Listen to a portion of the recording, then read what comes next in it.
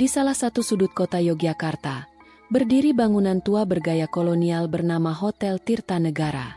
Terlalu kokoh untuk disebut rusak, tapi terlalu usang untuk dibilang modern. Dindingnya berlumut, koridornya sempit, dan setiap langkah kaki menimbulkan gema panjang yang membuat bulu kuduk berdiri. Meski sepi peminat sejak pandemi, hotel itu tetap buka dengan pengelola baru yang lebih peduli angka sewa ketimbang sejarah bangunan. Yang tidak mereka tahu adalah, beberapa pintu tidak seharusnya dibuka kembali. Kamar 306 telah terkunci sejak 2009. Sebuah tragedi menjadi alasan. Rani, mahasiswi semester akhir dari Semarang yang sedang menyusun skripsi, ditemukan tergantung di kamar itu.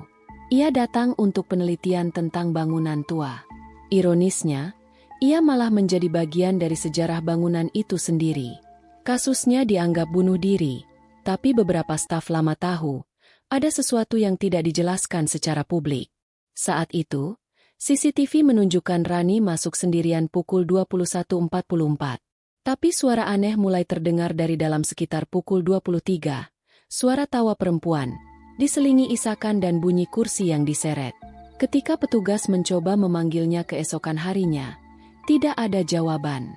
Kunci cadangan digunakan, dan tubuh Rani ditemukan di pojok kamar, menggantung di kait gorden, dengan tulisan di cermin, pukul 00.06. Kamar langsung ditutup dan dijadikan gudang, meski cerita tentangnya menyebar ke kalangan staf. Tidak ada yang berani naik ke lantai 3 seorang diri saat malam, dan kamar 306 menjadi nama yang bahkan tak diucapkan. Hingga 16 tahun kemudian, di tahun 2025, hotel itu mengganti manajemen. Pemilik barunya melihat kamar 306 hanyalah aset kosong yang tak digunakan. Maka ia menyuruh staf membuka dan membersihkannya. Dan dari situlah semuanya dimulai. Hari pertama saat kamar dibuka kembali, seorang petugas cleaning service bernama Pak Darto jatuh dari tangga. Ia bersikeras bahwa ia melihat seorang perempuan berambut panjang duduk di lantai kamar, dengan kepala miring dan wajah menatap lurus ke arahnya. Tak ada yang percaya padanya, mengira ia hanya ketakutan karena mendengar cerita lama. Malam berikutnya, tamu kamar 305, seorang backpacker asal Surabaya bernama Ilham, mengalami kejadian aneh. Dalam rekaman CCTV, ia terlihat keluar kamar dan berdiri lama di depan kamar 306. Ia mengetuk 3 kali. Lalu pintu terbuka sendiri. Ilham masuk, dan tidak pernah keluar. Barang-barangnya tertinggal di kamar 305, termasuk dompet dan ponsel yang masih merekam suara. Rekaman yang kemudian viral di TikTok, suara perempuan berbisik, diiringi isakan lirih dan derit pintu. Rekaman itu menyebar seperti api. Netizen mulai menyebut kamar 306 sebagai gerbang ke dunia lain. Banyak akun horor hunting mencoba mendatangi hotel tersebut. Beberapa mencoba ritual mengetuk pintu pukul 00.06, dan beberapa mengaku mengalami gangguan setelahnya. Seorang kreator TikTok bahkan menghilang dari media sosial setelah mengunggah video live di depan kamar 306.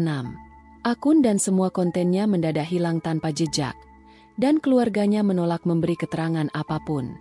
Salah satu mantan manajer hotel, Pak Hadi, akhirnya buka suara lewat YouTube.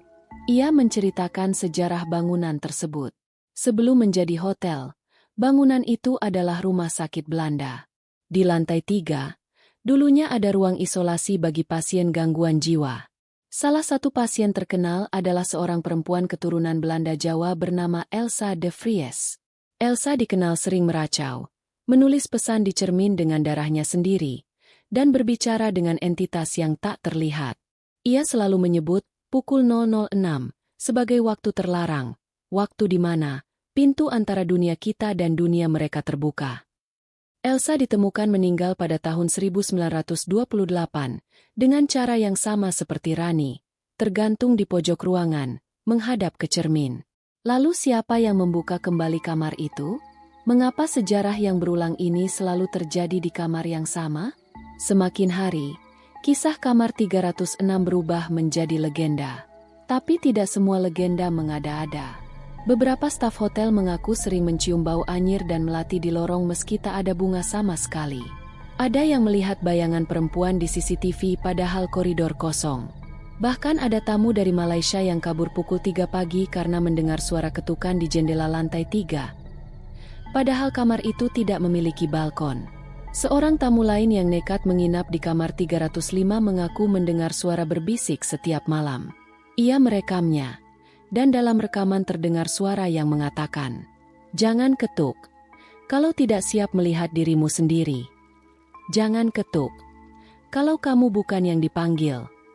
Dan yang paling mengerikan, salah satu staf menemukan tulisan dengan darah di dinding kamar 306 saat hendak menutup kembali ruangan itu secara permanen. Tulisannya adalah, "Yang terakhir belum keluar." Cerita ini masih terus berkembang. Banyak yang berspekulasi bahwa siapapun yang pernah masuk ke kamar itu, bahkan hanya lewat mimpi, telah ditandai. Beberapa orang bahkan melaporkan mimpi yang sama, berada di lorong panjang dengan nomor kamar 306 menyala merah di ujung lorong, dan suara ketukan dari dalam, yang tak kunjung berhenti. Kalau kamu mendengar ketukan saat malam hari, dan tidak tahu siapa yang mengetuk, jangan buka pintunya. Terutama, kalau jam sudah menunjukkan pukul 00.06. Karena mungkin, yang mengetuk bukan ingin masuk, tapi ingin kamu keluar.